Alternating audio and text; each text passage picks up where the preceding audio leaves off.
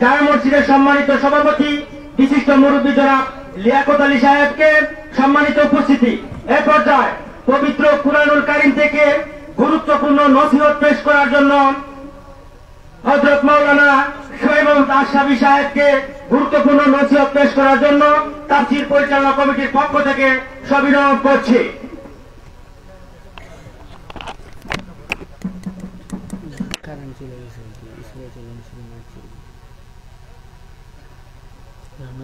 করলেন না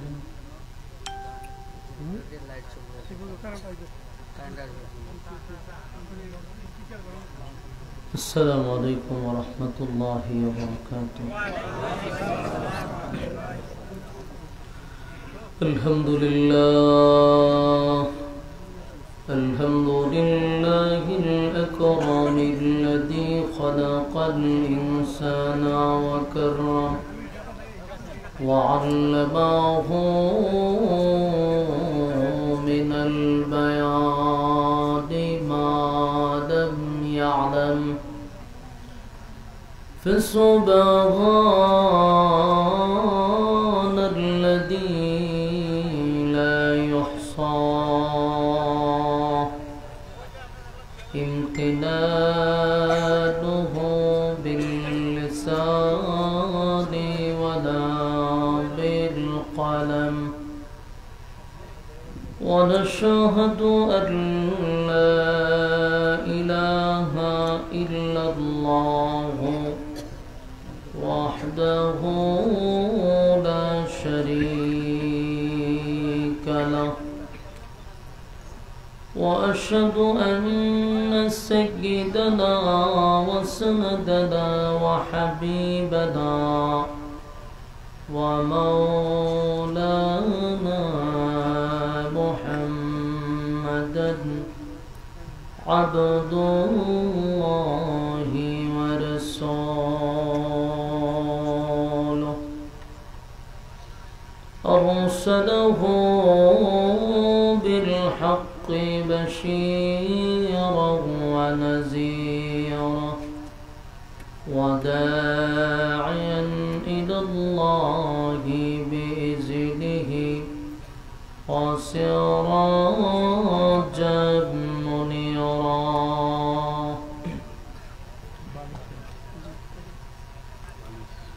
أما بعد فأعوذ بالله من الشيطان الرجيم. بسم الله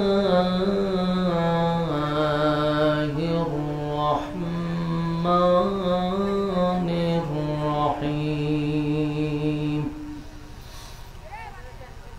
فلا وربك لا يؤمنون حتى يحكموك فيما شجر بينهم ثم لا يجدوا في أنفسهم حرجا مما قضيت ويسلموا تسليما. وقال تعالى ويوم يعد الظالم على يديه يقول يا ليتني اتخذت مع الرسول يا ويلتى ليتني لم أتخذ فلانا خليلا. صدق الله العظيم. درود شريف পড়েন اللهم صل على محمد وعلى آل محمد كما صليت على إبراهيم وعلى آل إبراهيم.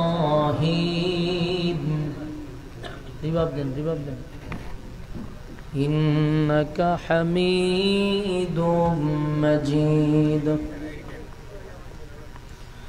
اللهم بارك على محمد وعلى آل محمد كما باركت على إبراهيم وعلى إنك حميد مجيد.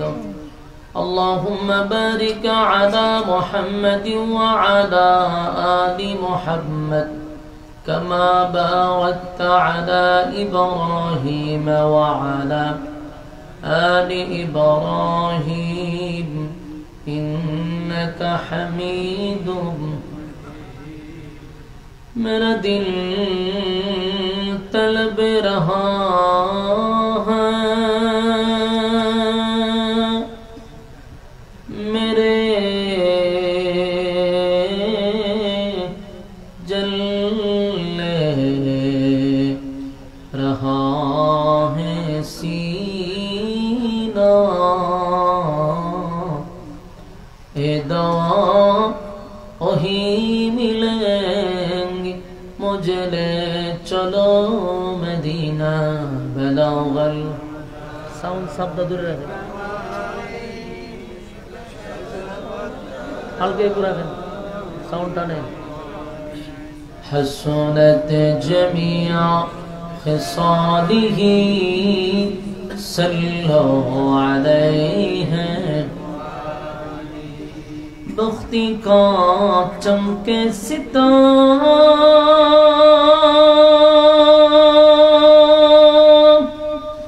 हाजिरी का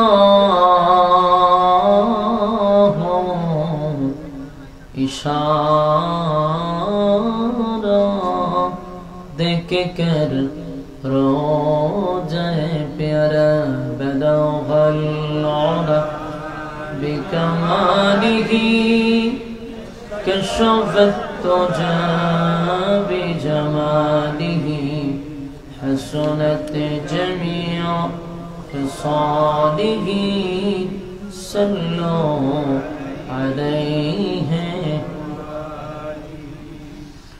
الحمد لله সোনাপুর জামের মসজিদের উদ্যোগে আয়োজিত তাফসীরুল কোরআন মাহফিলের সম্মানিত সভাপতি জনাব মোহাম্মদ লিয়াকত আলী, সভাপতি অত্র মসজিদ পরিচালনা কমিটি। ওয়াজ করেছেন হযরত মাওলানা মুফতি মুশাহিদ আলী কাসিমি সাহেব, হযরত মাওলানা আব্দুর রহিম সরকার সাহেব, দিগার অতিথিবৃন্দ, মুআজ্জাজ মুকাররম হযরত উলামায়ে কেরাম, উপস্থিত আছেন নওজোয়ান তরুণ যুবক ভাইরা,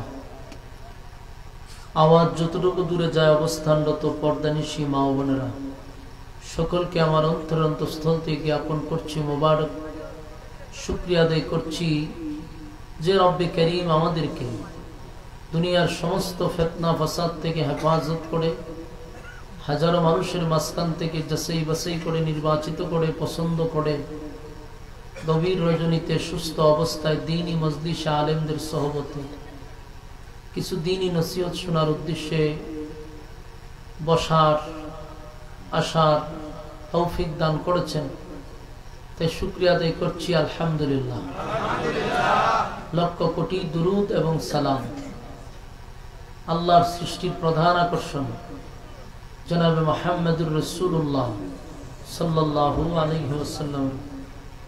সম্মানিত সুধী,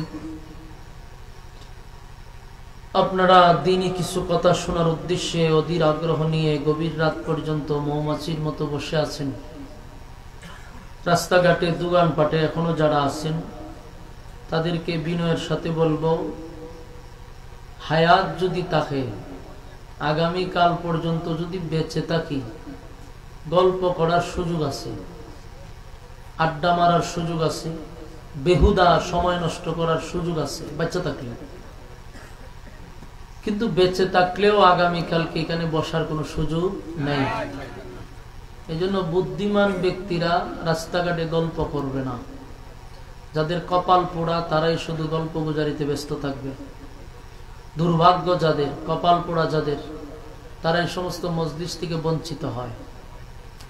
কারণ আল্লাহ যাদের কল্যাণ চায়, আল্লাহ যাদের ভালো চায়, আল্লাহ যাদের মঙ্গল চায়, মালিক তাদেরকে দ্বীনি মজলিসে বসার সুযোগ করে দেয়। এই জন্য দুর্ভাগ্য তাদের যারা এই সমস্ত মজলিস পাওয়ার পরেও বসতে পারে না, আসতে পারে না, সুযোগটুকু তারা পায় না। বুঝে নিতে হবে তারা কপাল পোড়া।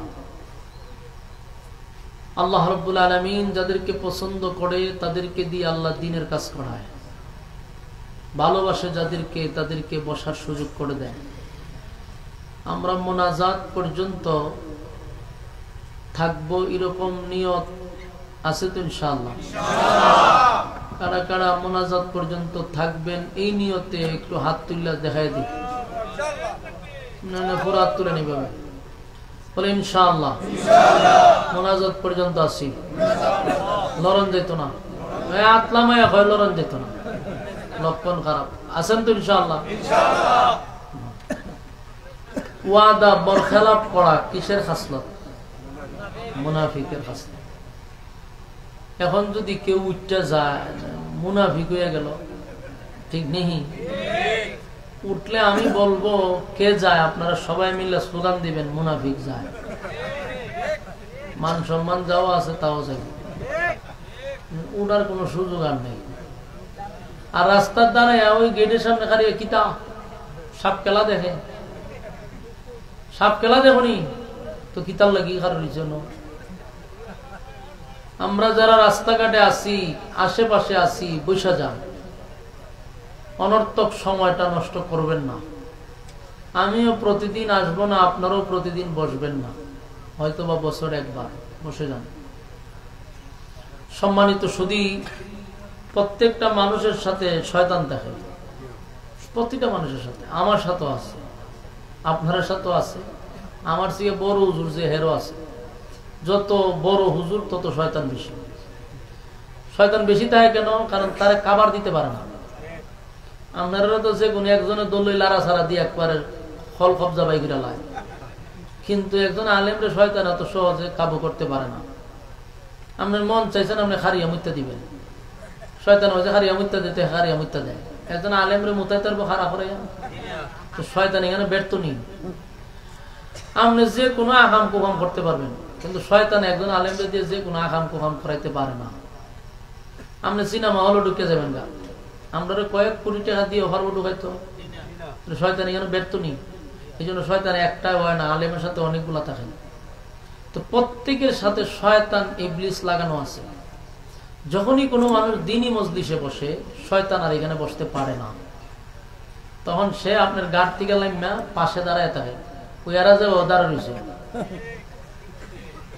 এটা তো দাঁড়াইবার জায়গা না, বসার জায়গা। শয়তান দাঁড়া রয়েছে চতুর্দিকে। তো হে এখানে দাঁড়াইয়া চিন্তা করে যে আমার সাথীটা বইয়া রইল এখানে মজলিস, আর আমার এখন ডিউটি হইল বাহিরে।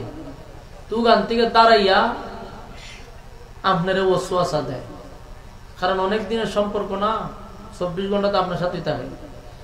আপনি যেখানে বসছেন এটা ফেরেশতার মজলিস, সেখানে শয়তান বসতে পারে না। আপনারা সাইরা অর্থ হয়ে যাইতে রাজি না। তো ওই ভ্যান্ডেলের বাহির থেকে দাঁড়ায় দাঁড়ায় আপনার ঘুরায়, ঘুরাইতে ঘুরাইতে ঘুরাইতে যার সাথে বেশি মহব্বত এরে কাবু করে লায়। হঠাৎ করে দেখবেন একজন হারিয়ে গেছে, হারিয়ে যাওয়া শুরু করছে, বুঝবেন এরে বর করে নিছে। কথা না, উঠটা যদি খারুয়া জায়গা বুঝবেন যে খাম সেরে লিছে। ওই গানে খারু লিছে সাথিয়ে তারা খাবার করে লিছে। এর জন্য উঠলে আমরা বুঝলাম যে আপনি খুব দুর্বল, আপনার এমন ভাবে বর করছে যে আপনারা এখান থেকে তুইলা নিতে পারছে। আর যারা বসে রয়েছেন উঠাউঠি নাই, শয়তান ব্যর্থ হবে, আর উঠতে গেলে শয়তান সাকসেস হবে। আমরা কি মিস্টার ইবলিসকে সাকসেস করতে দিতে পারি? যেন বসে থাকবে, লড়াচড়ি করেন না।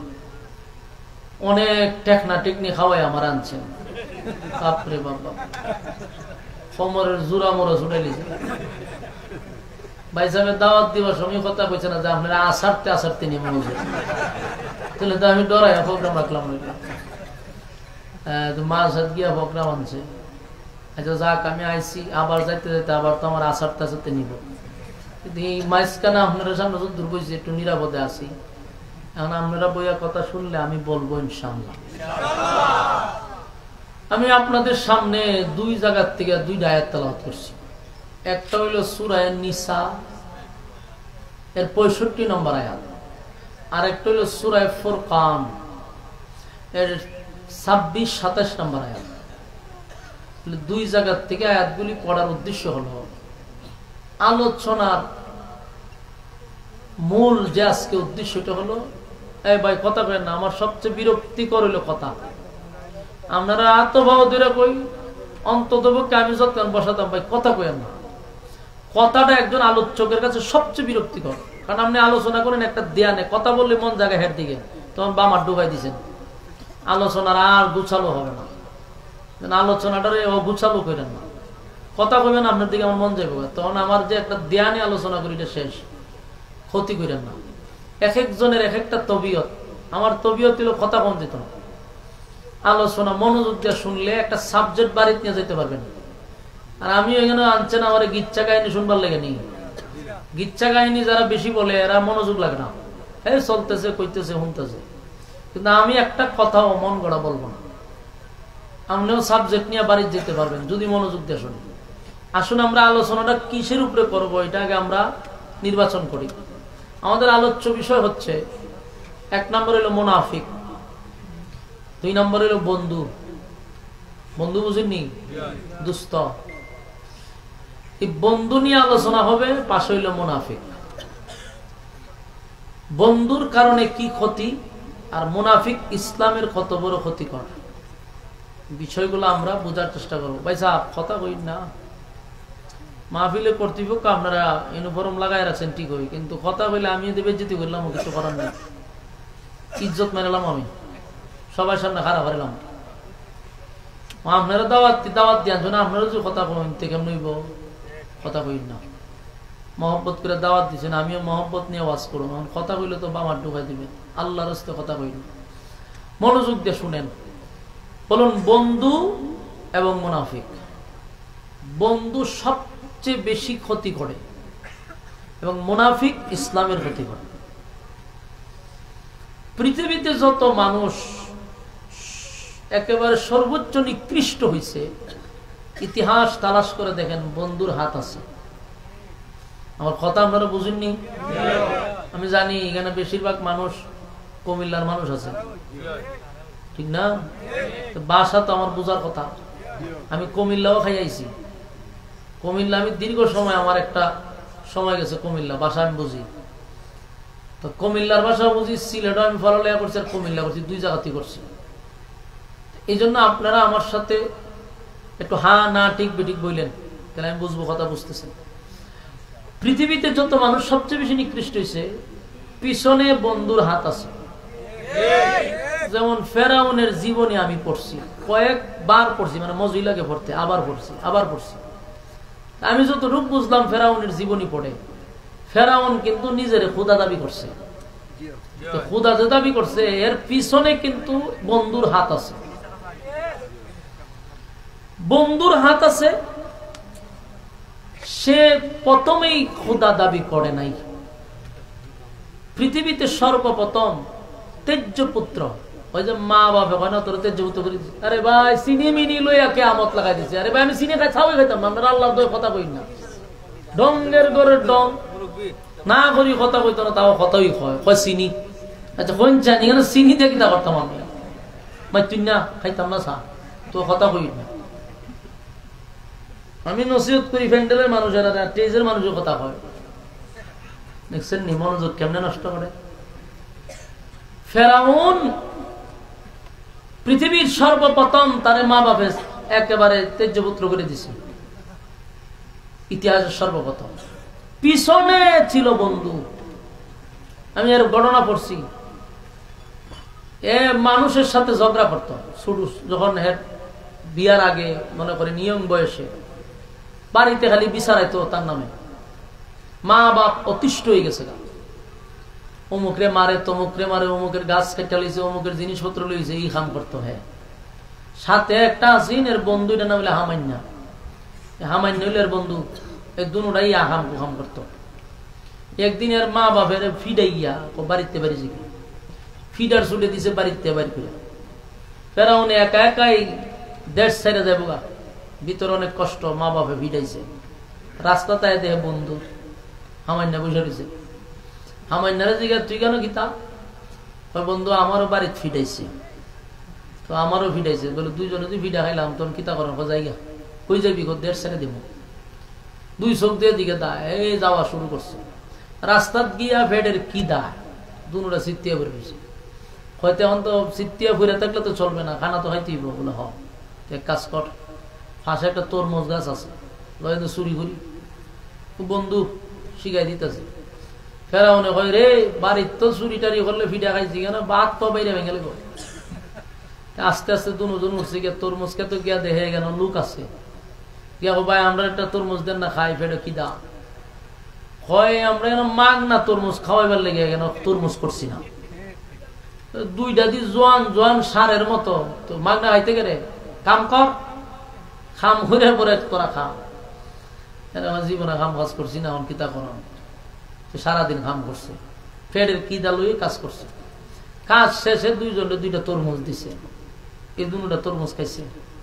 খাইয়া জিগায় যে আমরা যদি কাজ করি টেহাটুয়া দিবেন নি? দিব। কি কয়েকদিনই তরমুজকে তো কাজ করছে দুটায়। কাজ উস করে কিছু টেকা হয়েছে বলে হল জায়গা। এখান থেকে হয়ে গেছে আরেকটা। এরকম যাইতে যাইতে বন্ধুর ফিট ছাড়ছে না।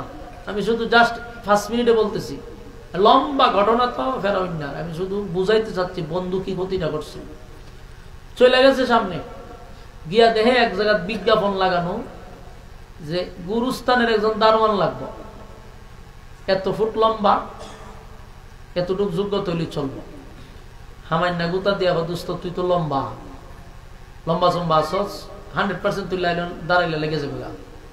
ল যাই লাইনত দাঁড়াই তুই ফেরাউন না লেগে আছে গা। হেরে লেগে গেছে গা কবরস্থানের গুরুস্থানের দারোয়ান হিসেবে। মাসাল্লাহ কিছু বেতন পায়, এর বেতন দিয়ে ওই হামান্য চলে, খায় দুটা খায়, চলতেছে সুন্দর। তো এইভাবে অনেকদিন যাওয়ার পর একটা ফুরান হয়ে গেছে। তো আল্লাহর কি কুদরত, ওই জায়গার মধ্যে শুরু হয়েছে কলেরা। কলেরা বুঝেননি? করোনা ভাইরাসের মতো আগে একটা ভাইরাস হয়েছে, পেট খারাপ, অনেক মানুষ মারা যাইতেছে। তো মারা যাইতেছে মানুষ, প্রচুর মানুষ মারা যাইতেছে। তো মানুষ একটা খবর দেয় পুরানো গুরুস্থান, আর এ হইলো এটা দারোয়ান। হে কত বড় মারাত্মক চিন্তা করেন। হামান্না বুদ্ধি দেয় দুস্থ, একটা ইনকামের সুযোগ আছে। হয় বেটা আমার তো বেতন দেয়, বেতন টেতন বাদ, যতটা লাশ আইব টেকা লুবি।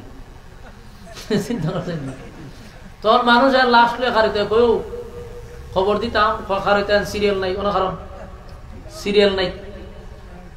আর বেশি তাড়াহুড়া করলে কিছু দেন ব্যবস্থা করে ইত্যাদি। ওই দারোয়ানগিরির মধ্যে সর্বপ্রথম পৃথিবীর ইতিহাসে গুরুস্থানের দারোয়ানে ঘুষ নিচে সর্বপ্রথম ফেরাউন না। কথা বুঝতেছে? হয় বেশি তাড়াহুড়া করলে টেকা দেন, আমি দেখি কিতা করুন যা। মানুষ লাশ লিয়ে খারো দেখতে হচ্ছে, যেই পারে 1 টাকা 2 টাকা এইভাবে দেয়।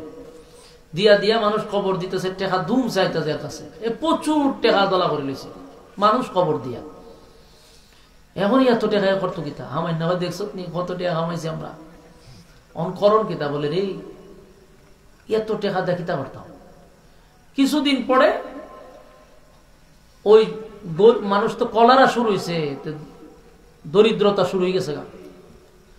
তো ওইখানকার বাদশার খাজনা দেওয়ান লাগে প্রতি বছরে। খাজনা বুঝিনি? নাগরিক হিসাবে একটা খাজনা দেওয়ান লাগে। তো মানুষের অভাব, কলেরা, চতুর্দিক দিয়ে খাজনা দিব কেমনে? জনগণ আছে মহামুসিবতে, কিন্তু বাদশার অর্ডার হলে খাজনা আদায় করে দাও। মানুষ তো খাজনা দিতে পারে না। ফেরাউন নাই কি করছে, কি চালাকি দেখেন।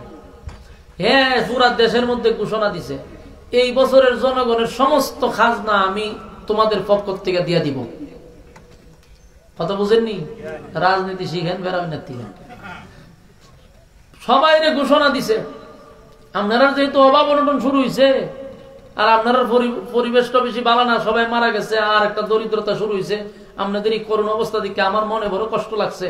আমি তো একা মানুষ, টেকা দেখিতা করতাম, এই টেকা আপনাদের সবার পক্ষ থেকে 1 বছরের খাজনা আমি আদায় করে দিলাম। দেশের মানুষ সর্বনাশ, এটা তো মানুষ না, যদি ফেরেশতা। হয় দেখছো নি টেকা নিলে কি দিব আমরা তো জোর করে টেকা টোকা নিয়েছি টেকা তো আমরা দিছে হেবি বালাম সারা দেশে দেহের জনপ্রিয়তা বাড়ছে। আল্লাহ আছে যে ফেসবুক আছে না, যদি থাকতো তো বাইরে লেগে গেল সারা দেশে ফেরাউনের খুব সুনাম। এরে লোকটা তো একবারে ফেরেস্তা, আমরা লেগে কিনা করলো 1 বছরের খাজনা দালাইছে। এরকম লোক যদি দেশের কোন একটা জায়গায় বসতো আমরা লে ভালো আছে। খুব জনপ্রিয়তা। ঘটনাক্রমে ওখানকার মন্ত্রী একটা মরে গেছে, মন্ত্রী মরে গেছে, ইলেকশন শুরু হয়েছে। ওই হামাইন্না দুস্থ সুযোগ তাড়াতাড়ি দাঁড়া, ফেরাউন গেছে ইলেকশনে দাঁড়াইয়া মন্ত্রী পদে। এক সানচে মানুষ যারা আছেন সবাই এরকম মানুষ যে ভাস করাইতাম না করাইতাম তারে দুম সে ভোট দিছে, দিয়া ফেরাউন মন্ত্রিত্ব দিছে ভাস করাইয়া। মন্ত্রিত্ব ভাস করে লিছে ফেরাউন দুস্তরে খাম তো সেরা লাইছি, তোর মুস্কাতের খামলা হয়ে গেছে এখন মন্ত্রী। নে তুই আমি মন্ত্রী তুই তো আমার সাথে আছো, থাক আমার সাথে। এই দুটা মিল্লা মন্ত্রিত্ব চালাইতে মানুষের আস্থা বিশ্বাস এমন ভাবে শুরু করছে, খুব সুযোগ সুবিধা মানুষকে দেয়। মানুষও হের খুব বক্ত হইছে চলতেছে। কিছুদিন পরে দেশের বাদশা মরে গেছে, বুঝছেন কথা, বাদশা মরে গেছে। এখন বাদশা যেহেতু মরছে, এখন আর ইলেকশন না দিয়া দেশের জনগণের ডাক দেয় না, কয় আমি তো আপনার সাথে কাজ মাজ করতেছি, এখন বাদশা যে মারা গেছে কি করতাম, এখন ইলেকশন দেওয়ার দরকার নেই। দেশের জনগণ কয় আর ইলেকশন দিয়ে কিতা করবেন, আমনুই যান গিয়া বাদশা হইয়া, দেশের মানুষের সমর্থন হইয়া হয়ে গেছে বাদশা হইয়া। আর হামাইন্যারে কয় তাড়াতাড়ি মন্ত্রিত্ব ঢুক, জায়গা খালি আছে। বন্ধুরে দিছে মন্ত্রী বানাইয়া, আর হে হয়ে গেছে গা বাদশা। দেখছেন নি রাতারাতি কেমনে আঙ্গুল ভুইলা কলা কাজ চলতেছে বাদশাগিরি। ওই বন্ধু কি করে শুনেন, বাদশাহী তার জনপ্রিয়তা প্রচুর, ফেরাউন্নার দেশ চালাইতেছে সুন্দর।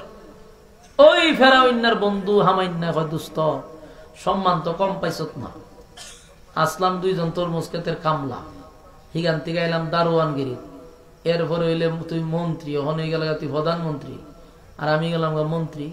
একটা পদ বাকি আছে, কি পদ, তুই খোদা দাবি কর। আপনারা কি বাড়ির দিয়া করবেন নাউজুবিল্লাহ? দেখছেন বন্ধু গীতা করছে, তুই খোদা দাবি কর, দেশের জনগণ তোরে খোদা মানব। ফেরাউন না কয় এখনো আসমানি কিতাব আছে দেশ, এখনো আলেম ওলামারা আছে। আমি যদি খোদা দাবি করি, যে জায়গায় বইছি লামতে বেশি সময় লাগতো না, ফিডার ছুটে সামরা তুলে লেগে। তুই আমার এই খারাপ বুদ্ধি দিস না। হে ওইটা কয় দোস্ত খোদা দাবি তো আর এখন করতে না, 30 বছর সময় নেয়, 30 বছর পরে খোদা দাবি করবি, এর আগ পর্যন্ত প্রসেসিং আমি করব। কার বন্ধু? ফেরাউন্নার বন্ধু। 30 বছরের কর্মসূচি কি? কয়েক নাম্বার হইল নারী পুরুষ অবাধে চাকরি দিবি, এক জায়গায় দিবি, এখানে একটা নারী এখানে একটা পুরুষ, এই সিস্টেম চালু কর। জায়গায় জায়গায় নারী পুরুষ এক জায়গায় চাকরি দিয়া দেয়, 10 বছর এইভাবে চলতে থাকবো। তার মানে কি জানেন, নারী পুরুষ যখন কাছাকাছি থাকে সম্পর্ক কিন্তু এরা 2 জনের বেশি হয়। আমার কথাটা ইয়াদ রেখেন।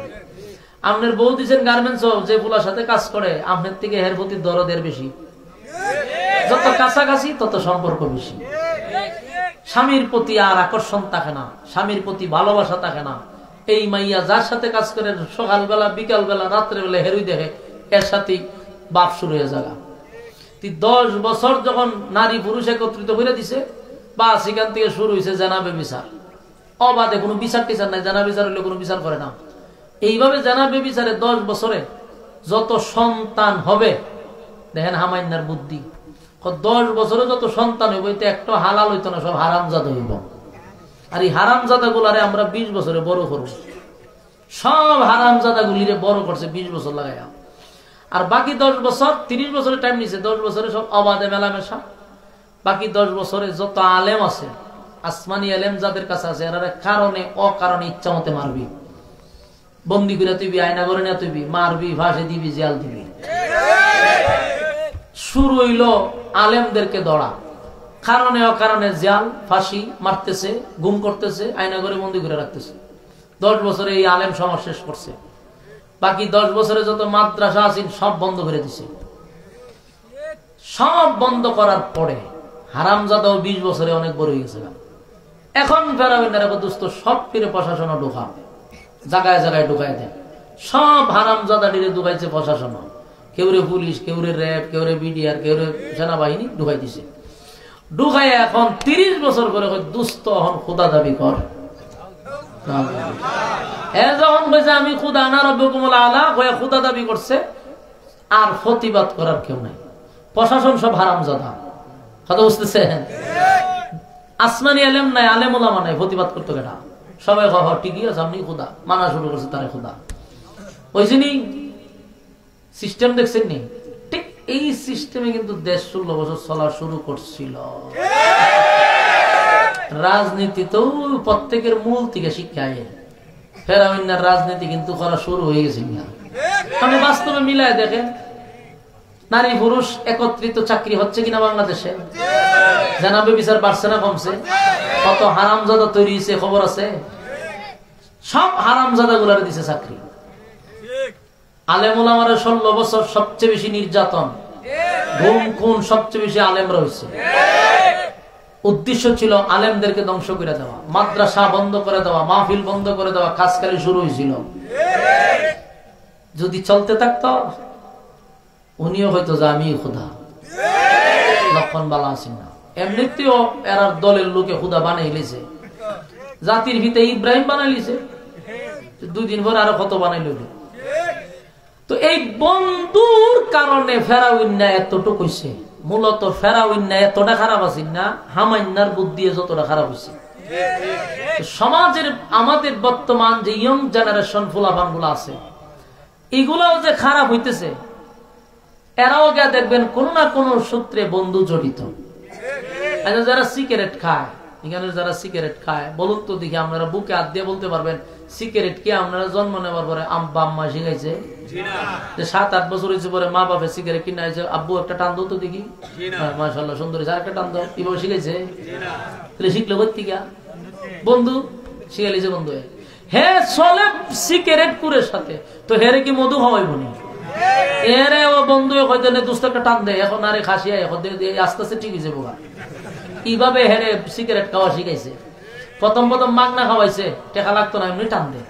যখন হেন নেশা হয়ে গেছে পরে একটা প্যাকেট সিগারেট লই আমার লেগা, নারা জীবন মাগনা খায় এত শিখাইছে, এখন আমার লেগা লইয়া শিখলো নি বন্ধু সিগারেট খাওয়া। বন্ধু যদি সিগারেট করো তাহলে আপনি নিশ্চিত গাঞ্জা করবেন। এরকমই হচ্ছে। নেশাগ্রস্ত পোলাপান কিভাবে হয়েছে? বন্ধুর কারণে। যত আকাম কুকামে জড়িত বন্ধুর কারণে, সব জায়গায় বন্ধু। এই জন্য বন্ধু নির্বাচনের ক্ষেত্রে সাবধান। বাস্তব না বাস্তব? সূরা ফুরকানের 26 এবং 27 নম্বর আয়াত নাযিল হয়েছে এরকম একটা ঘটনার কেন্দ্র কইরা, শুধু বন্ধুর কারণে। রাসূলের যুগে মানুষগুলা খারাপ ছিল। খারাপ মানে কি? তা অন্ধকারের যুগ ছিল, বর্বরের যুগ ছিল, জাহিলিয়তের যুগ ছিল। এমন কোন অপরাধ নাই যা তারা করে নাই। তো ওই যুগে এত খারাপ মানুষের বিরহ কিছু গুণ ছিল ভালো। বলো কি ছিল? ওই তারে না ওয়াজুন তো আইছে। গুণ ছিল, কিছু গুণ ভালো ছিল, কিছু গুণ ভালো ছিল, যেই গুণগুলা আল্লাহর কাছে পছন্দ, যে গুণগুলা মুমিনের মধ্যে থাকা দরকার। তখনকার কাফেরের মধ্যে গুণটা ছিল, আল্লাহর কাছে এই গুণটা পছন্দনীয়। তো তাদের মধ্যে একটা গুণ ছিল ভালো, গুণটা হইলো তারা মেহমানদারি করাইতো। বলুন কি করাইতো? মেহমানদারি করাইতে তারা পছন্দ করত, আর এটা আল্লাহর কাছে পছন্দনীয় একটা গুণ।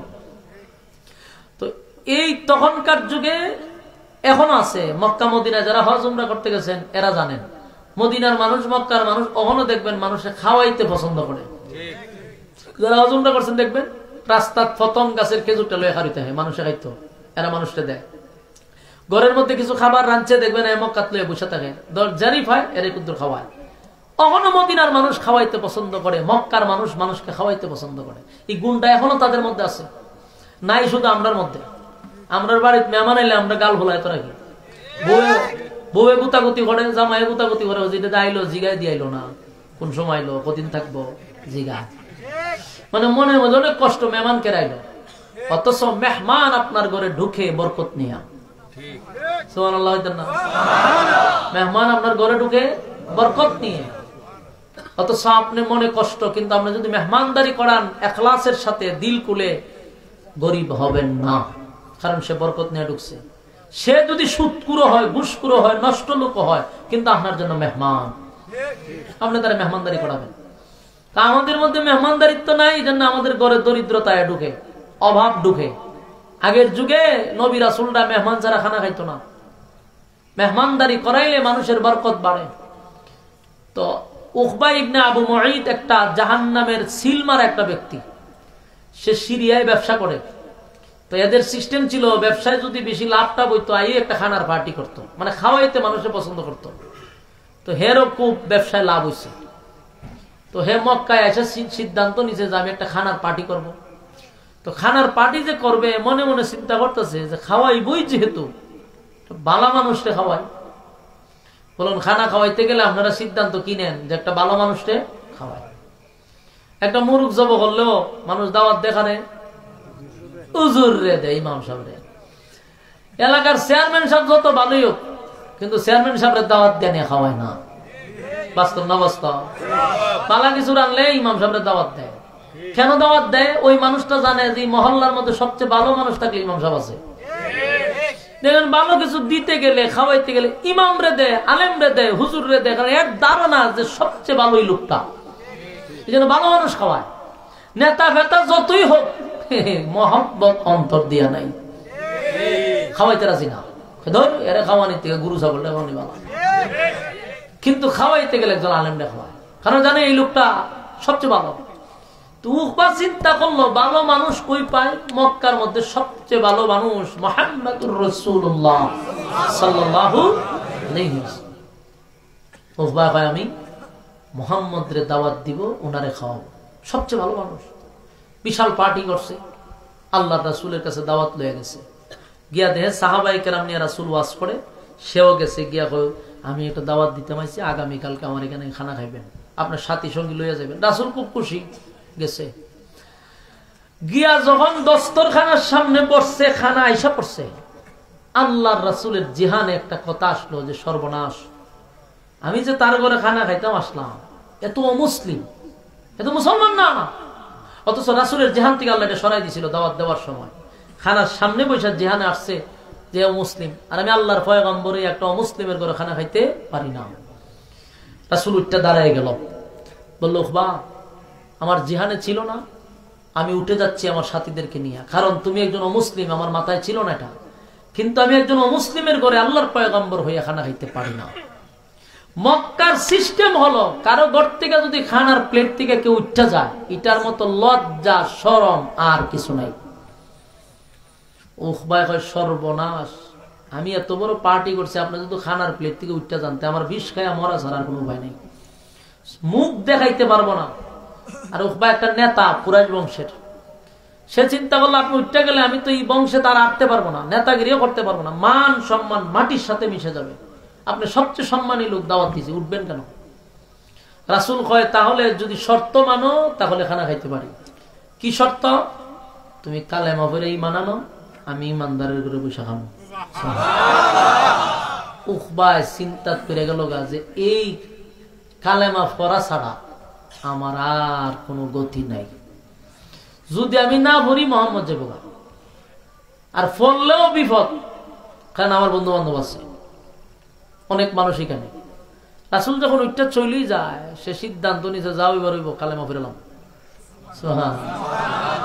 সে পড়া শুরু করছে, লা ইলাহা ইল্লাল্লাহু মুহাম্মাদুর রাসূলুল্লাহ সাল্লাল্লাহু আলাইহি ওয়াসাল্লাম। উকবা কালেমা পড়ল, রাসূল আরবি সাল্লাল্লাহু আলাইহি ওয়াসাল্লাম বড় মজলিসে উকবার কালেমা শুনে নবী অত্যন্ত খুশি, আনন্দে নবী মুস্কে হাসি দিলেন। সাহাবায়ে কেরামদেরকে লইয়া নবীজি পেট ভরে খানা খাইল। খানা খাইয়া তার সঙ্গে কথাবার্তা বলে পয়গম্বর সেখান থেকে আনন্দের সহিত চলে গেল। কিন্তু একজন নেতায় তো কালেমা পড়ছে রে, এই কথা তো আর ঘরের ভিতরে থাকার কথা না, এই কথা সবার কানে কানে কানে কানে পৌঁছে গেছে যে উকবা কালেমা পড়ছে রে। খবর চলে গেছে আবু জাহিলের কানে, খবর চলে গেছে আবু লাহাবের কানে, মক্কার বড় বড় সবচেয়ে বড় বড় শয়তানগুলির কানে খবর পৌঁছে গেছে। সবাই খবর পাওয়ার পরে আশ্চর্য হয়ে গেল। উকবা আমাদের সঙ্গে ব্যবসা বাণিজ্য করে, আমাদের সঙ্গে রাজনীতি করে, আমাদের সঙ্গে বিচার আচার সবকিছু আমাদের সঙ্গে করে, আমাদের ঘনিষ্ঠ বন্ধু হইয়া হঠাৎ করে আব্দুল্লাহর পুত্র মুহাম্মদের কালেমা পড়ল। এটা তো হতে পারে না। তাই সবাই একত্রিত হইয়া উকবার বাড়িটা ঘেরাও করছে। দরজার সামনে গিয়া বলে, উকবা ঘরে আসো? বলে আছে। ঘর থেকে বাহির হওয়া বাইরিছে। সত্য করে বল বন্ধু, একই সাথে চলাফেরা করি, একই সাথে খেলাধুলা করি, একই সাথে ব্যবসা করি, যত আকাম কোগাম আছে বন্ধু তোরে লইয়া করি, যত দুর্নীতি আছে, দুর্নীতি আছে, টেন্ডারবাজি আছে, সাদাবাজি আছে, রাস্তাঘাটে সাদাবাজি সব তোরে লইয়া করি। বোতল যদি খাই বন্ধু তোরে একটা দিয়া খাই। দুর্নীতির বাঘ তুই না থাকলেও তোর বাড়িতে পৌঁছায় দে, লুটপাটের টাকা তোর বাড়িতে পৌঁছায় দে, এত কিছু করি বন্ধু একসাথে। কিন্তু কালেমাটা পড়লি আমাদেরকে জানাইলি না, বন্ধুদের কলিজায় বড় আঘাত দিলি, এমন কাজ করবি বন্ধু আমাদেরকে কেন জানাইলি না? আবু জাহেল রাগান্বিত হইয়া, আবু লাহাব রাগান্বিত হইয়া বলে, এমন কাজ করতে পারলি, তোর সঙ্গে কোনো সম্পর্ক নাই, আজকের থেকে তোর সাথে আমাদের কোনো সম্পর্ক নাই, ব্যবসা বাণিজ্য নাই, উঠা বসা নাই, কথাবার্তা নাই, সব জায়গার থেকে বন্ধু তোরে বয়কট করে দিলাম, আমাদের সঙ্গে আজকের থেকে চলবি না। এই কথা বলে যখন সবাই চলে যায়, উকবায় পড়লো মহা মুসিবতে, বন্ধুদের ছাড়া চলবো কেমনে? যুবক ভাইরা, দিলের কান লাগাইয়া এই কথাগুলি একটু শুনেন। বন্ধু কত বিষাক্ত, বন্ধুর কারণে কি ক্ষতি হয় একটু মনোযোগ দিয়া শুনেন। উকবা পিছন দিকে তাকায় দেখে বন্ধুরা তারে বয়কট করে, সব শেষ করে তারা যখন চলে যায়, সে চিন্তায় পড়ে গেছে বন্ধুদেরকে ছাড়া আমি কেমনে চলবো। তাই আবার সে ডাক দিয়া কয়, দোস্ত তোরা যাইস না, আমার একা রাইকা যাবি না, আমি তোদের সঙ্গে চলতে চাই, ব্যবসা করতে চাই, আগে যেইভাবে চলছি বন্ধু এখনো সেইভাবেই চলতে চাই। কিন্তু আবু জাহেলের কথা হলো, তুই তো বন্ধুর সঙ্গে বন্ধু বেঈমানি করছস, আমাদেরকে না জানাইয়া একত্ববাদী খোদার উপরে ঈমান আনছস, বাপ দাদার ধর্মের মধ্যে তুই চুনকালি মারছস, এমন বন্ধুর সঙ্গে আমরা চলতে চাই না। কিন্তু উকবার সাথে সাথে পল্টি মেরে দিল আর বলল, দোস্ত রাগ করিস না, বিপদে পইরা পলিটিক্সের কালেমা পড়ছি। পলিটিক্সের কালেমা বুঝেন?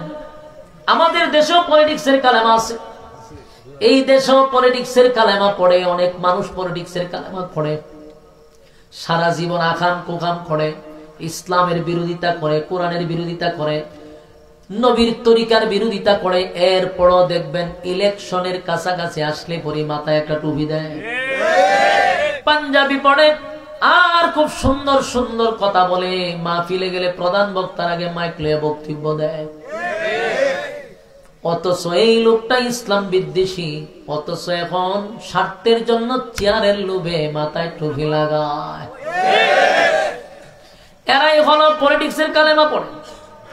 দুর্গা পূজায় হিন্দুদের বুড়ের জন্য দুর্গা পূজায় দাঁড়ায়া বলবে, ধর্ম যার যার, উৎসব সবার। আছে না নাই? 16 বছর এই ভূমিকা দিয়া হিন্দুদের কাছ থেকে ফায়দা লড়ছে। আপনাদেরকে আমি অ্যালার্ট করে দিয়ে যাই, এমন কোন নেতা যদি দেখেন, আপনাদের এলাকার কোন নেতা যদি দেখেন মন্দিরের সামনে অথবা হিন্দুদের সামনে বলছে ধর্ম যার যার, উৎসব সবার, জুতা দিয়া বাইরে কপালের সারা ভাড়াই নেবেন। তাহলে বন্ডামির একটা সীমা আছে। তুই নিজের দাবি করস মুসলমান, আবার কস ধর্ম যার যার, উৎসব সবার, এমন বন্ড নেতা আমাদের দরকার না। এই স্লোগান ছিল আম্মা তাহা অবস্থায়, আম্মা ছিল তাই স্লোগান ছিল, আম্মা নাই তিন ফোলাবা, তারা কেড়ে এখন এগুলো স্লোগান দিবি। এই স্লোগান নাস্তিকদের স্লোগান, এই স্লোগান কোন মুসলমানের হতে পারে না। ধর্ম যার যার, উৎসব যদি সবার হয়, তাহলে আমারও তো প্রশ্ন আছে, আমরা যখন কোরবানির ঈদের গরু জব করব, হিন্দুরাও গরুর গোশত খাইতে হবে, না খাইলে জোর করে মুখে ঢোকাই দিবে, গরুর পিছন খাইটা ঢোকাই দিবে। চূড়া তোরা না বড় বড় গলা দিয়া কস ধর্ম যার যার উৎসব সবার, খালি তোরা দুর্গা পূজা তুই কস, আমরা এই কুরবানির সময় কথা কস না কেন? জোর কইরা বান্দা খাওয়াই দিবেন গরুর গোশত, ওই খাইবি আর নালি কথা বাদ দিবি। যে ধর্ম যার যার উৎসব সবার যদি বলস, তে কুরবানির ঈদ আমাদের উৎসব, খাইবি গরুর গোশত। হন তুই সুরার দলগল গরুর গোশত খাওয়াই দিবেন জোর কইরা। আর যদি বলে না এই কথা আমাদের না, এটা পলিটিক্স যারা করে, পলিটিক্স এর খালেমা যারা পরে, ফল্টিবাজদের স্লোগান দিলে ফল্টিবাজরে ফিডাইয়া নেতাগিরি ছাড়াইবেন। ঠিক কালিগান হলে হইতো না, তো প্রত্যেকটা নিতে হবে, বান্ডামি ছাড়াইতে হবে। রাজনীতি করবি না, পবিত্র জিনিস কর, কিন্তু ধর্মটারে বেসস করে। হ্যাঁ, সারা জীবন ঘর আলেমরা ধর্ম ব্যবসায়ী। সুরা 7 বছর 8 বছরের সময় মাদ্রাসা ঢুকাইছি আমরা রে। এই সমাজে পাঞ্জাবি লাগাইছিলাম, 33 বছর আমার বয়স, এখনো পাঞ্জাবি শরীর থেকে খুলছি, 30 ভর্তি পাঞ্জাবি ঘুরে রাখছি, টুপি আমরা মাথা, দাড়ি যে উঠছি না, ব্রেড লাগাইছি না। তা আমরা ধর্ম ব্যবসায়ী কেন? আমরা দুইটা লালনই করতেছি। ধর্ম ব্যবসায়ী তো তোরা হারা জীবন দাড়ি নাই, টুপি নাই, হেরে মুত্যা ভানি লস্তা। আর নির্বাচনের আগে এলে বিসমিল্লাহ ভাই টুপি একটা লাগায়, বাট ফার দে বুঝুই যায়, বুঝছেন নি? এখন একটা পাঞ্জাবি লাগায়া মাইকটা আতলে হবে বিসমিল্লাহির রহমানির রহিম, বক্তব্য বিসমিল্লাহ করতে পারে না। এটিরে ফিটানির দরকার। এরাই আবার হয় ধর্ম ব্যবসায়ী বলে আলেমরা। এগুলো আম্মা শিখাইছে, বাচ্চা কাচ্চারা শিখাই গেছে। এই স্লোগান এখন বাদ দিতে হবে, ঠিক নেই? আম্মার দিন শেষ, ডক্টর ইউনূস এর দিন শুরু হয়েছে। বুঝবা বুঝবা, ডক্টর ইউনূস কি খেলোয়াড়, আস্তে আস্তে বুঝবা। পাকা খেলোয়াড়, নোবেল বিজয়ী লোকটা, কিতা মনে করছ? এখন আপনারা চিনছেন না, শেষ রাইতে খেলে, কোন সময় খেলে? হারা মাঠ আপনি কেল্লা গোল দিবে, আর হে কেল্লা গোল দিত না, প্লান টিকে গোল দিব। সারা মাঠ দৌড়ে না, জাগাত করে টাস করে মেরে দে গোল। আর আপনি হারা রাস্তা খেলবেন। এর নাম হইল ডক্টর ইউনূস। আয়নাগরে কিতা লয়ে গেছে জানেন? ও বিদেশি সাংবাদিক লয়ে গেছে। এই মাথা তো অনেক দলের নাই, ঢুকছে বাংলাদেশি মিডিয়া না, ও আন্তর্জাতিক মিডিয়া লয়ে ঢুকছে। বাস জাতিসংঘ থেকে ডিক্লেয়ার দিয়া দিছে যে আম্মা জান হইল খুনি। এমন জায়গাত মারছে বাবারে বাবা, ফুল প্যাকেট করে দিছে তোমরা রে। কারণ ডক্টর ইউনূস এমন একজন খেলোয়াড়। তোমরা হারা দিন ছিলে খুনি খুনি কইবা, এটা তো গ্রহণযোগ্য না। কিন্তু জাতিসংঘ যখন বইলা দিছে যে সে খুনি, ওনার খাম শেষ, প্যাকেট। এর নাম হইল ডক্টর ইউনূস, ঠান্ডা মাথার খেলোয়াড়। সময় যত যাইব বুঝবা। আমার যুবক ভাইরা, এগুলা বলা আমার দরকার ছিল না, কিন্তু কষ্ট লাগে তাই বলতে বাধ্য হয়ে আমাদের সামনে দাঁড়াইয়া ওয়াজ মাহফিলে নিজে আমি শুনতে হইছে। নেতায় কয় ধর্ম যার যার উৎসব সবার, কষ্টে কইতেছি তো। অনেক মাহফিলে বলার কিছু নাই, প্রতিবাদ করলে মনে করেন যে আমি গুম হয়ে যাবো গা, পরের দিন দেখবেন যে আসামি নাই। ওই সময় আমরা সামনে খারিয়া কইতেছে ধর্ম যার যার উৎসব সবার।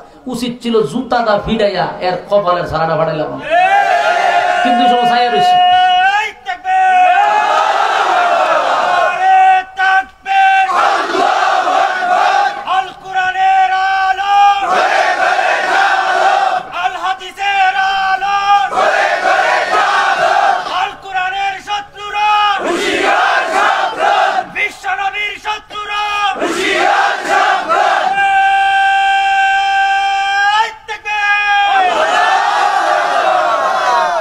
স্লোগান আর চলবো, আর কোনদিন যেন স্লোগান কেউ না দিতে পারে। আপনারা জায়গা জায়গায় সবাই প্রতিবাদ করবেন, এটা আপনি আমার ইমানি দায়িত্ব।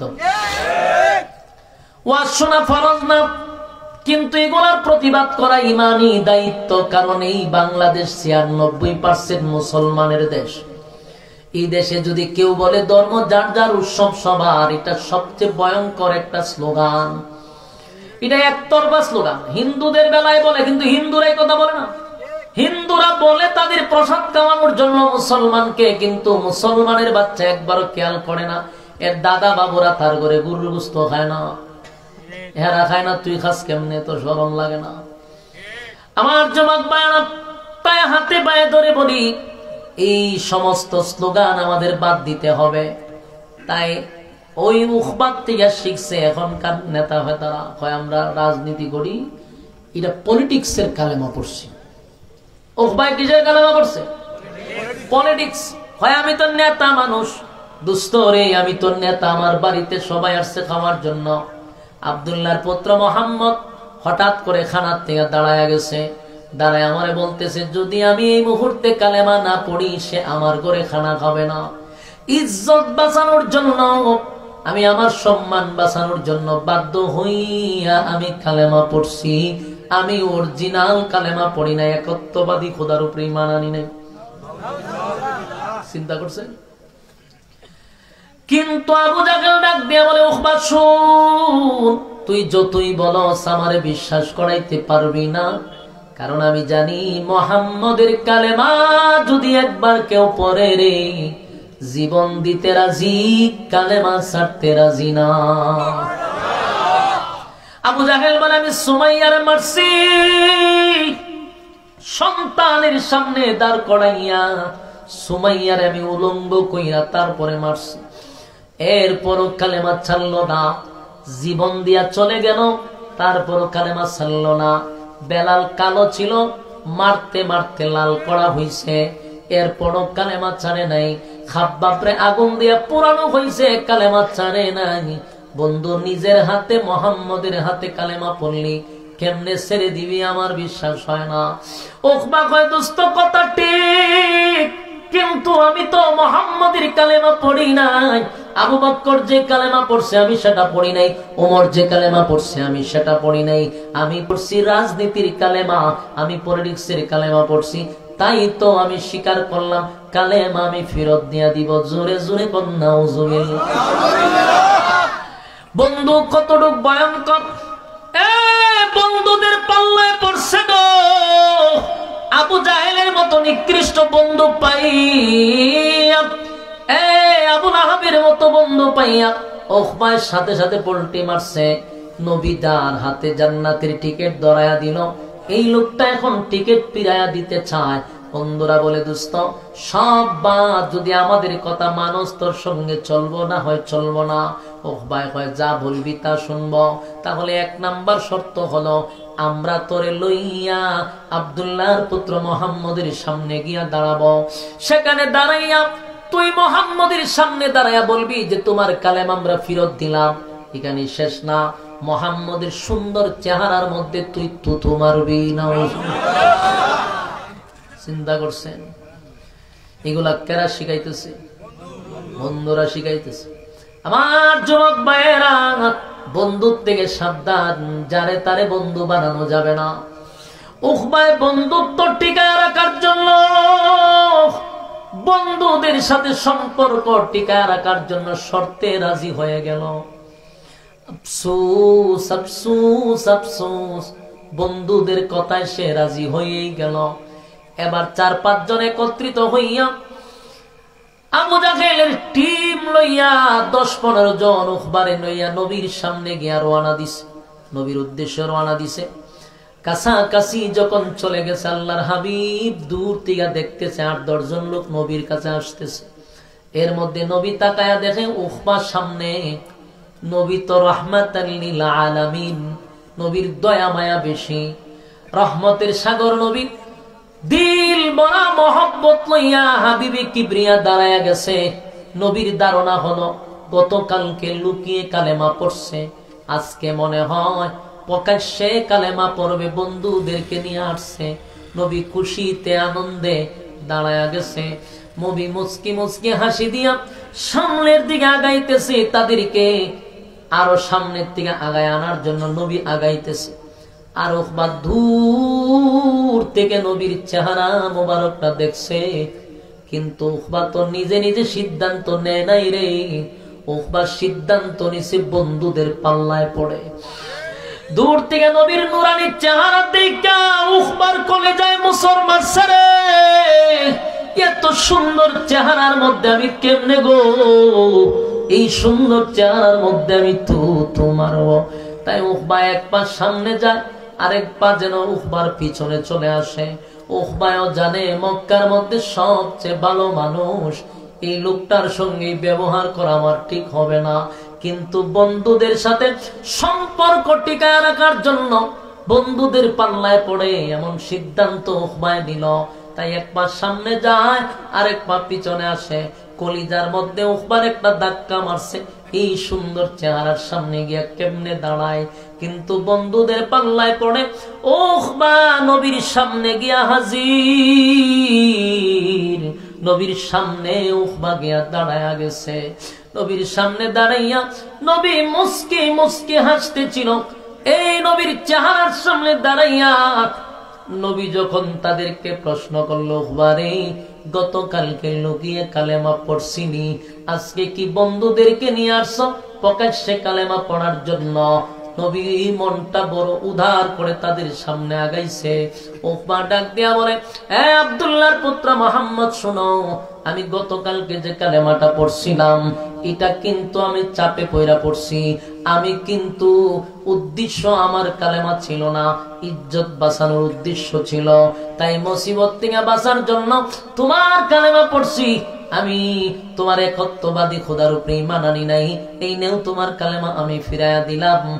আর বন্ধুদেরকে খুশি করার জন্য আমার নবীর সুন্দর চেহারার মধ্যে সে থুতু মারছে। আর জোরে কন্যা নাউজুবিল্লাহ। কত বড় কপাল পোড়া, কত বড় কপাল পোড়া গো! নবী যাকে কালেমা পড়ায়া দিল, জান্নাতের টিকেটটা নবী হাতে ধরায়া দিল, বন্ধুদের পাল্লায় পড়ে জান্নাতের টিকেট ফিরায়া দিল। আর কেমন নবীর চেহারার মধ্যে থুতু মারছে রে, যেই নবীর শরীরে কোনোদিন মশা মাছি বসে নাই। আমার আল্লাহ আমার নবীর শরীরে মশা মাছি বসতে দেয় নাই। এমন সুন্দর এক চেহারা, আল্লাহ বলেন গোটা সৃষ্টি জগতে আমার বন্ধুর চেয়ে সুন্দর আমি কাউরে বানাই নাই। যেই বন্ধুর চেহারা নিয়ে আমার আল্লাহ কসম করছে। আল্লাহ বলেন, ওয়াদ-দুহা ওয়াল-লাইলি ইযা সাজা। এই ওয়াদ-দুহার দুইটা ব্যাখ্যা তাফসীর কারকরা বলেন, প্রথম ব্যাখ্যা হলো দিনের আলোর কসম, দ্বিতীয় ব্যাখ্যা হলো নবীর সুন্দর উজ্জ্বল চেহারার কসম। সুবহানাল্লাহ। ওয়াদ-দুহা, নবী আপনার সুন্দর উজ্জ্বল চেহারার কসম। তার মানে আমার আল্লাহ আমার নবীর চেহারা নিয়েও কসম করছে। নবীর চেহারা কত সুন্দর জানো? আমার আল্লাহর নবী বলেন, এই সুন্দর চেহারা আল্লাহর কাউরে বানায় নাই, এক পিস আল্লাহ তৈরি করছে শুধু আমার নবীর জন্য। এই আম্মা জান আয়েশার কাছে মক্কার মানুষ এসে বলে, আম্মা জান, আমরা শুনছি মুসা আলাইহিস সালাম, হযরত ইউসুফ আলাইহিস সালাতু ওয়াস সালাম সবচেয়ে সুন্দর ছিল। ইউসুফ নবীর দিকে তাকাইয়া মিশরের নারীরা হাত কেটে ফেলেছিল। ওগো আম্মা জান, আমার নবীকে চেয়ে বেশি সুন্দর। আম্মা জান আয়েশা বলেন, এ মক্কার মহিলারা শুনো, ইউসুফের জায়গায় যদি আমার স্বামী মুহাম্মদ বসতো, ওই মহিলারা হাতের আঙ্গুল নয় গো, প্রত্যেকটা মহিলাদের কলিজা কেটে ফেলতো। চিৎকার দিয়া কোন সুবহান। আমার নবী এত সুন্দর, এত সুন্দর করে আল্লাহ বানাইলো, এই সুন্দর চেহারাটার মধ্যে কেমনে রে উকবা থুতু মারলো? আমার নবীর চেহারায় যখন থুতু মারছে, আল্লাহর নবী চিৎকার দিয়া বলে, উকবা কি করলি, কি করলি, কি করলি রে উকবা? এমন একটা কাম করলি, আমি নবীর চেহারায় থুতু মারলি। আল্লাহর নবীর কলিজাটা ভেঙে টুকরা টুকরা হয়ে গেছে রে। নবীর কলিজাটা ভেঙে টুকরা টুকরা হয়ে গেছে। এতটা আঘাত নবী পাইছে, এতটা আঘাত নবী পাইছে, কারণ এতগুলা মানুষের সামনে আমার নবীর চেহারায় থুতু মারছে। নবীর চোখ দিয়া মুক্তার দানার মতো পানিগুলা পড়তেছিল। অত্যন্ত ব্যতীত হয়ে গেছে আল্লাহর পয়গম্বর। বারবার বলতেছে, উকবা কি করলি? নিজের হাতে তোরে জান্নাতের টিকিট ধরায়া দিলাম, বন্ধুদের পাল্লায় পড়ে বুঝি আজকে জাহান্নাম নিয়ে গেলি। বন্ধুদের পাল্লায় পড়ে জাহান্নাম নিলি, আমি না তোরে জান্নাতের টিকিট ধরায়া দিলাম। এই নবীজির চোখ দিয়া যখন পানি পড়া শুরু হইল গো, আমার আল্লাহ তখন ডাক দিয়া বলে, বন্ধু কান্দেন না, এই ঘটনা আমি আল্লাহ দেখছি। সাথে সাথে সূরা ফুরকানের আয়াতগুলো আল্লাহ নাজিল করে দেয়, ওয়া ইয়াউমা ইয়া'আদ্দু যালিমু আলা ইয়াদাইহি ইয়াকুলু ইয়া লাইতানি ইত্তাখাযতু মা'আর রাসূলি সাবিলা। এ আয়াত নাজিল হয়ে গেল, ইয়া ওয়াইলাতা লাইতানি লাম আত্তাখিজ ফুলানান খলিলা।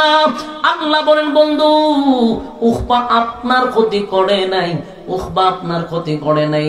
উকবা তার নিজের পায়ে নিজে কোরআনটা মারছে গো নবী, নিজের ধ্বংস নিজে ডেকে আনছে, আপনার কোনো ক্ষতি করতে পারে নাই, সে নিজের ক্ষতিটা নিজে করছে। জান্নাতের টিকিট পাইয়া জাহান্নাম বেছে নিছে, আপনি নবীর মুখে থুতু মাইরা সে অন্যায় করছে, তার নিজের ধ্বংস নিয়ে নিজে ডেকে আনছে। আল্লাহ নবী আল্লাহ সান্ত্বনা দিয়া কয়, বন্ধু কান্দেন না, এই পৃথিবীতে যত মাখলুক আমি তৈরি করছি, সব মাখলুকরা যদি আমি আল্লাহরে গালি দেয়, আমি আল্লাহর কষ্ট লাগে না। মানুষও দেখবেন মালিকরে অনেক সময় গালি দেয়, স্বার্থের আঘাত করলে আল্লাহরে শুদ্ধা গালি দেয়, খুদায় খালি আমারে দেখে, এমন জারি মারে মালিকরে গালি দেয়। কিন্তু আল্লাহ কয়, সকালে যদি কোনো বান্দা আমারে গালি দেয় রে, আমি আল্লাহ বিকালে এই বান্দার জন্য এই খাবার রেডি রাখি। সুবহানাল্লাহ, বাড়ি দিয়া কম। এই আমার মালিকের কত মায়া, মালিক বলে সকালে কোনো বান্দা গালি দিলে আমি বিকালে তার জন্য খাবার রেডি রাখি। বান্দারে ধ্বংস করি না, গালি দেওয়ার কারণে গজব দেই না, আমি টানা ফালায়ও মারি না, ধ্বংস করে দেই না, কারণ বান্দা আমি বানাইছি, আমারে গালি দেয়, কষ্ট লাগে না গো নবী। কিন্তু আমি আল্লাহর কষ্ট লাগে কোন বান্দা বান্দি যদি আমি আল্লাহ নবীরে যদি কেউ গালি দেয়, আমার বন্ধুরে যদি কেউ কষ্ট দেয়, আমার বন্ধুরে যদি কেউ গালি দেয়, আমি আল্লাহ বরদাস্ত করতে পারি না, বরদাস্ত করতে পারি না। বন্ধু আপনার আবু লাহাব গালি দিছিল, সূরা লাহাব নাজিল করছি। বন্ধু আপনার চাচি আপনারে আবে তার বলে গালি দিছে, সূরা কাউসার নাজিল করছি। বন্ধু এই উকবা আপনারে যে অপমান করছে, আমি আল্লাহ জানায়া দিলাম, ইয়াউমা ইয়া'আদ্দু যালিমু আলা ইয়াদাইহি ইয়াকুলু ইয়া লাইতানি ইত্তাখাযতু মা'আর রাসূলি সাবিলা। আল্লাহ বলে, বন্ধু কিয়ামতের কঠিন ময়দানে উকবার দৃশ্যটা আমি আপনাকে দেখাবো, আমি আপনাকে দেখাবো, উকবার দৃশ্যটা আমি আপনাকে দেখায়া দিব। উকবা জাহান্নামের ভিতরে তাইকা নিজের হাতকে কুশার বানায়া নিবে। কুশার চিনুননি আপনারা? কুশার বলতে গেন্ডারি, যে সাবায়া সাবায়া চিবায়া চিবায়া আমরা খাই আখের রস, আখ চিনেন না? চিবায়া চিবায়া মানুষ যেইভাবে খায় গো, উকবা জাহান্নামের ভিতরে নিজের হাত গুলাই ভাবে চিপাইয়া চিপাইয়া কামড়াইয়া খাইব, আর কইব হায় আফসোস, হায় আফসোস, নিজেই বলবে আফসোস আফসোস আফসোস, আর চিৎকার দিয়া বলবে ইয়া ওয়াইলাতা লাইতানি লাম আত্তাখিজ ফুলানান খলিলা। চিৎকার দিয়া বলবে হায় আফসোস, মুহাম্মদের মতো বন্ধু পাওয়ার পরেও, মুহাম্মদের মতো বন্ধু, মুহাম্মদের মতো বন্ধু পাওয়ার পরেও দুষ্ট বন্ধুদের পাল্লায় পড়ে জান্নাতের টিকিট হারাইয়া আমি জাহান্নামের ভিতরে আসলাম। এই আফসোসে উকবা চিৎকার দিতে থাকবে আর বলতে থাকবে কি করলাম, কি করলাম, মুহাম্মদের মতো বন্ধু পাওয়ার পরও আমি বন্ধু হারাইলাম, দুষ্ট বন্ধুদের পাল্লায় পড়ে গেলাম। আজকে জাহান্নামের এই আযাব আমার তো থাকার কথা ছিল না, আমি তো জান্নাতের টিকিট পাইছিলাম, আমি তো কালেমা পড়ে ঈমান আনছিলাম, কিন্তু বন্ধুদের পাল্লায় পড়ে আজকে আমি জাহান্নামী। নিজের হাত নিজে চাবাইব। আল্লাহ কয় বন্ধু আমি এই দৃশ্যটা আপনি নবীরে দেখায়া দিব, সুতরাং উকবা আপনার ক্ষতি করে নাই, নিজের মাথায় নিজে কোরাল মারছে। এই যুবক ভাইরা, এই যে কথাগুলি বলতেছি, এই কথাগুলি 1500 বছরের আগে হইলেও এই আয়াত এখনো আছে না নাই? এই আয়াতের হুকুম আছে না নাই? তাহলে এই ওয়াজ শুধু 1500 বছর আগের ওয়াজ নয় গো, এখনো যারা আছেন তারাও জাহান্নামে তাই এইভাবে হাত কামড়াবে। প্রত্যেকটা মানুষ আফসোস করে আর বলবে ইয়া ওয়াইলাতা লাইতানি লাম আত্তাখিজ ফুলানান খালিলা। জোরে জোরে বলবে অমুকের ছেলের সাথে অমুকের ছেলের সাথে অমুকের সাথে কেন চললাম। হায় হায় মানুষ আফসোস করতে থাকবে। এটা শুধু উখবা নয়, কিয়ামত পর্যন্ত যারা বন্ধুর দ্বারা ক্ষতিগ্রস্ত তারাই আফসোস করে বলবে হায় হায় আমি যদি সুদখোরের সঙ্গে বন্ধুত্ব না করতাম, আমি যদি ঘুষখোরের সঙ্গে বন্ধুত্ব না করতাম, আমি যদি বেনামাজির সঙ্গে বন্ধুত্ব না করতাম, জিনাকুরের সঙ্গে বন্ধুত্ব না করতাম, বেফরদাওয়ালার সঙ্গে বন্ধুত্ব না করতাম, আজকে যদি আমি দুনিয়ায় থাকা অবস্থায় একটা নামাজি ব্যক্তির সঙ্গে বন্ধুত্ব করতাম, আল্লাহওয়ালার সঙ্গে বন্ধুত্ব করতাম, এই মসজিদের খাদেমের সঙ্গেও যদি বন্ধুত্ব করতাম, মুয়াজ্জিনের সঙ্গেও যদি বন্ধুত্ব করতাম, আমি যদি ইমামের সঙ্গে বন্ধুত্ব করতাম, খতিবের সঙ্গে বন্ধুত্ব করতাম, আলেমদের সঙ্গে বন্ধুত্ব করতাম, তাহলে আজকে আমার পরিণতি এমন হওয়ার কথা না। কারণ যার সাথে যার মহব্বত তার সাথে তার কিয়ামত। কথা হয় না? চলবেন সুদখোরের সঙ্গে আর উঠবেন কি আলেমের সাথে? এটা কি সম্ভব? সুদখোর আপনার বন্ধু, কিয়ামতের মাঠে আপনিও সুদখোরের সঙ্গে দাঁড়াইবেন। আপনি দাঁড়ায় চিৎকার দিয়া বলবেন মালিক জীবনে একটা টাকাও আমি সুদ খাইলাম না, কিন্তু আজকে কেন গো আমার সুদখোরের সঙ্গে দাঁড় করাইলা? আল্লাহ বলবে বান্দারে আমি তো ইনসাফওয়ালা বিচারক, দুনিয়াতে সুদখোরের সঙ্গে কলিজার মহব্বত তোর ছিল, তাই আমি মহব্বতের বন্ধুটারে তোর পাশে দাঁড় করাইয়া দিলাম। যদিও সুদ কাজ নাই, কিন্তু সুদখোরের সঙ্গে জাহান্নামে যাইতে হইব। আর বন্ধুর সাথে বন্ধুর সম্পর্ক, একটা মানুষ যদি আলেমদের সঙ্গে সম্পর্ক হয়, যে লোকটা আল্লাহওয়ালা, এখানে আলেম বলতে কিছু না, যদি একজন লোক আল্লাহওয়ালা হয়, একজন লোক নামাজি হয়, একজন লোক পরহেজগার হয়, এই লোকটা আপনার ধারণায় লোকটা ভালো, তার সঙ্গে যদি মহব্বত লাগায়া দেন, মহব্বতের খাতিরে সে যেখানে দাঁড়াবে আল্লাহ আপনার সেখানে দাঁড় করাইয়া দিবে। তাই চলার পথে সাবধান, চলার পথে সাবধান। এমন কাউরে বন্ধু বানাইয়েন না যে বন্ধু আপনারে জাহান্নামে নিয়ে যাবে। কারণ বন্ধু জান্নাতেও নিতে পারে, জাহান্নামও নিতে পারে, কিন্তু যদি ভালো বন্ধুর সঙ্গে চলেন ভালো জায়গায় নিয়ে দাঁড় করাবে। এই জন্য দেখবেন প্রবাদ আছে, সঙ্গী গুণে লোহা জলে বাসে। কথাটা সত্য না মিথ্যা? লোহা কিন্তু পানির উপরে আপনি আপনি বাসে না রে, কাঠের মধ্যে লাগায়া ছেড়ে দাও, দেখবা লোহাটাও বাসতেছে। এটা সঙ্গীর গুণে বাসে। তাই সঙ্গী যদি ভালো হয় তাহলে খারাপ মানুষটাও ভালো হয়ে যায়। কথা হয় না? আমার যুবক ভাইরা, সৎ সঙ্গে সৎবাস, অসৎ সঙ্গে সর্বনাশ। খারাপ লোকের সঙ্গে চলতে চলতে লোকটাও এক পর্যায়ে খারাপ হয়ে যায়। মদ যারা খায়, মদকুর যারা, নিজে নিজে মদ খাওয়া শিখে নাই, বন্ধু মদকুর, তাই মদকুরে মদ শিখাইছে। কথা হয় না? যেসব নেশাগ্রস্ত হয় নিজে নিজে নেশাগ্রস্ত হয় না, বন্ধু শিখায় তাই শিখে গেছে। এই জন্য সাবধান কলিজার টুকরা যুবক ভাইরা, যুবক ভাইদেরকে বলছি যারে তারে বন্ধু বানাইবেন না। সমাজে চলতে গেলে সামাজিকতা হাই এলু দিয়া চলতে হয়, চলবেন, কিন্তু কলিজা দিয়া মহব্বত করা যাবে না। কলিজা দিয়া তারই মহব্বত করবেন আপনার দৃষ্টিতে যদি লোকটা ভালো হয়। কথা হয় না? যুবক ভাইরা, বন্ধু ধ্বংস করে দেখো, উখবার জিন্দেগি ধ্বংস করে দিল। উখবায় বেয়াদবি করছে। আল্লাহর নবী সেদিন কষ্ট পাইয়া মালিকের কাছে হাত তুলে কয়, আল্লাহ আপনার কুকুর সমূহ থেকে একটা কুকুর তার উপরে ছেড়ে দেন।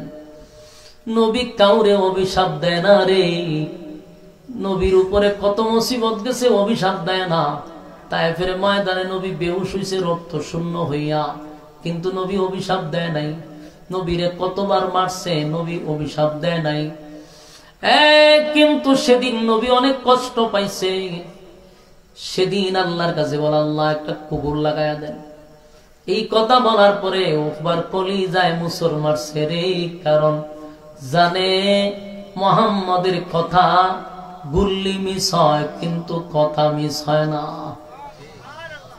উকবায় খুব বিপদে পড়ছে, কোথাও একা যায় না, যেখানে যায় দেহে কুকুরের আওয়াজ শুনে এভাবে গেছে, যেখানে যায় খালি কুত্তার আওয়াজ শুনে, যেখানে যায় 8-10 জন লোক লয়ে যায়, ভিতরে শুধু ভয় আর ভয়, কখন জানে তারে কুকুরে কামড়ায়। একবার গেছে ব্যবসা করতো, সাথে 20-25 জন লোক থাকে, কিন্তু এরপরও লোকটা ভয় পায়। সাথে 20-25 জন বলেন, নেতা সাহেব আপনি তো নেতা, আপনি তো ভয় পান কেন? আমাদেরকে হত্যা করে আপনাকে হত্যা করতে হবে।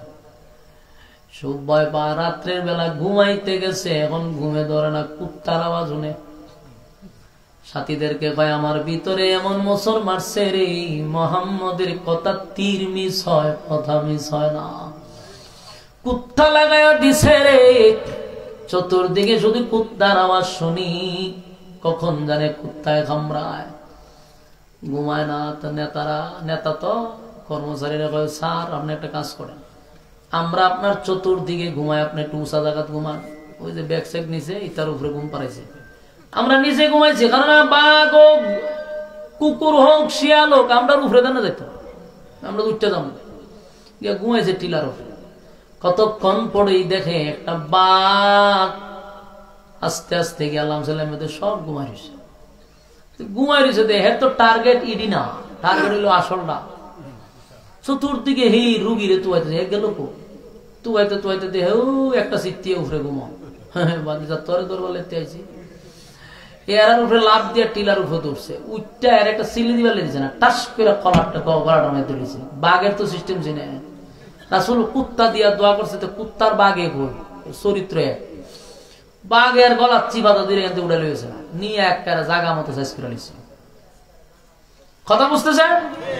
হ্যাঁ, দোয়া বলেছিনি, অভিশাপ লেগে গেছে। আমার যুবক ভাইরা, উকবায় কিন্তু বন্ধুদের পাল্লায় পরে এমন পাপটা করছে। আমি আপনাদেরকে বলবো, বন্ধু থেকে সাবধান। রাজি আছেন? আমার যুবক ভাইরা, এই বন্ধুত্বর খাতিরে কেউ জান্নাতে যাবে, আবার বন্ধুর কারণে জাহান্নামে যাবে। দেখেন আবু বকর সিদ্দিক রাদিয়াল্লাহু তাআলা আনহু বন্ধুত্ব করছে কার সঙ্গে? কথা কইতারে না, পয়গম্বরের সঙ্গে বন্ধুত্ব করছে। নবী ছিল আবু বকরের বন্ধু। বন্ধু এমন এক বন্ধু বানাইছে, সব জায়গার সাথী রে, হিজরতের সাথী আবু বকর রে বানায়া দিছে। একই সাথে গুহার ভিতরে ছিল, একই সাথে হিজরতের সফরে ছিল। সব জায়গায় বন্ধু ছাড়া আবু বকর চলে না। নবীর চেহারা দেখার জন্য এসব বৈশা থাকতো। বন্ধুর এত মহব্বত করে, বন্ধুর সাথে বন্ধুর কত সম্পর্ক। আজকেও দেখবেন মক্কা মদিনায় যারা গেছেন, মদিনায় গিয়া দেখবেন আবু বকর শুধু দুনিয়ার বন্ধু ছিল না, কবরের বন্ধু। নবীর ডান দিকে আবু বকর ঘুমায় আছে, বাম দিকে হযরত উমর ঘুমায় আছে, তার মানে কবরেরও সাথী হয়ে গেছে। সুবহানাল্লাহ। এখানেই শেষ নয় গো, হাসরের মাঠে পয়গম্বর ওঠার পরে হাউজে কাউসারের পারে যখন নবী দাঁড়াবে, নবী বলবে, আমার বন্ধু কই? আবু বকর বন্ধু কই? বন্ধুরে ডাক দিয়া নিয়া ডান দিকে আবু বকর দাঁড়াবে, বাম দিকে হযরত উমর দাঁড়াবে। নবী বরকতি হাতের পানি উম্মতকে পান করাবে। দুই বন্ধুর মাঝখানে তাইকা জোরে জোরে কোন সুবহান। আমার যুবক ভাইরা, বন্ধু আবারও বলছি, বন্ধুর থেকে সাবধান, বন্ধুর থেকে সাবধান। যারে তারে বন্ধু বানাবেন না, বন্ধু যারে তারে বানাবেন না। আজকের থেকে নিয়ত করবেন, পাক্কা নিয়ত। যদিও ডাইরেক্ট বন্ধুত্ব নষ্ট করতে পারবেন না, আস্তে আস্তে করে তার কাছ থেকে গুছায়া নিবেন যে এমন বন্ধু আমার দরকার নাই, যেই বন্ধুর কারণে জাহান্নামে যেতে হয়। এমন বোকা মানুষ কি আছে? জ্ঞানী মানুষ তো তারা বন্ধু নির্বাচন করবে। যারে তারে বন্ধু বানায়েন না। বন্ধু বানাইতে হলে বড় সাবধান, কারণ মনের কথা বউর কাছে যেটা কয় না, এটা বন্ধুর কাছে কয়। কথা কয় না, বন্ধুর কাছে এমন কথা কয় যেটা বউ জানে। তাহলে বউয়ের চেয়েও বেশি মহব্বত হয় বন্ধুর সাথে, ঠিক নেই? বন্ধুর সাথে এত মহব্বত, কিন্তু বন্ধু যদি বন্ধু না হয়, এই বন্ধুদের জাহান নামে নিবে। তাই আপনি আমরা দাওয়াত দিয়ে আনছেন অভিগঞ্জ থেকে, আনলেন বয়ান করার জন্য। আমি আমার যুবক ভাইদের উদ্দেশ্যে নসিহতটা করলাম। যদি মনে করেন যে হুজুর যুক্তি কথা বলছে, কোরআন হাদিস দিয়া বলছে, তাহলে আপনাদের কাছে আমার আবদার, আজকের থেকে এর কর্মসূচি শুরু করবেন কিনা? কথা বলেন। আল্লাহর কসম, যদি শুরু করেন জীবন পাল্টে যাবে, জীবন পাল্টে যাবে। দুনিয়া হোক পরকাল হোক, উভয় জাহানে বন্ধুর দরকার। কিন্তু বন্ধু যদি বন্ধুর মতো হয়, তাহলে দুনিয়া তো শান্তি, পরকালও শান্তি। বন্ধুর সঙ্গে তো দাঁড়াবেন। আল্লাহ বন্ধুত্ব করছে নবীর সঙ্গে, সুবহানাল্লাহ। আর সঙ্গে আল্লাহ বন্ধুত্ব করছে নবীর সঙ্গে। তাই বন্ধুরে বন্ধু দাওয়াত দিয়া নিছে, বন্ধুরে বন্ধু দাওয়াত দিয়া লইয়া গেছে কোথায়? 7 আসমান টপকাইয়া বন্ধুরে বন্ধুর পাশে বসাইয়া কথা বলছে। জোরে জোরে কোন সুবহানাল্লাহ। বন্ধুর সঙ্গে বন্ধুর সম্পর্ক। তাই আমরা নিয়ত করব, আজকের থেকে প্রতিজ্ঞা করেন হুজুর, আজকের থেকে কোনো সুদকুরের সঙ্গে বন্ধুত্ব হবে না, ঘুষখোরের সঙ্গে না, বেনামাজির সঙ্গে না, বেফরদাওয়ালার সঙ্গে না, জুলুমকারীর সাথে বন্ধুত্ব হবে না। বন্ধুত্ব হবে আল্লাহওয়ালার সঙ্গে, নামাজির সঙ্গে, ইমামের সঙ্গে, মুয়াজ্জিনের সঙ্গে। আমাদের দেশের অনেক মানুষ মুয়াজ্জিনের সঙ্গে বন্ধুত্ব করতে চায় না, কারণ সবচেয়ে লো কোয়ালিটির চাকরি মুয়াজ্জিনি। কিন্তু এটা তো দুনিয়ার দিকে, জান্নাতের ভিতরে মুয়াজ্জিনের সম্মান সবার উপরে। কারা কারা বন্ধুত্ব চেঞ্জ করবেন? হাত তুলেন। লিল্লাহে তাকবীর, লিল্লাহে তাকবীর। রাজি আছেন ইনশাআল্লাহ? আল্লাহ সবাইকে কথাগুলির উপরে বলনে ওয়ালা, শুনলে ওয়ালা, উভয়কে আল্লাহ সহিভাবে আমল করার তৌফিক দান করুন। সকলে বলে আমিন। সম্মানিত সুধী, আপনাদের এই জায়গাতে প্রথম মাহফিল না, একম মাহফিল। মসজিদটার অবস্থা খুব ভয়াবহ। হাত তুলেন না কেন? জাগান খাবে হয়তো বর করে লিছে, বর করে লিছে। মোনাজাতের আগে গেল তুই বর করবো, বর করে লেছেন তো। আস্তাগফিরুল্লাহ কইরা বুকে ফু দেন। এই হাত তুলেন, মাশাআল্লাহ। বলেন আসছেন মসজিদের উদ্যোগে মাহফিল, আল্লাহর ঘর, সেই ঘরের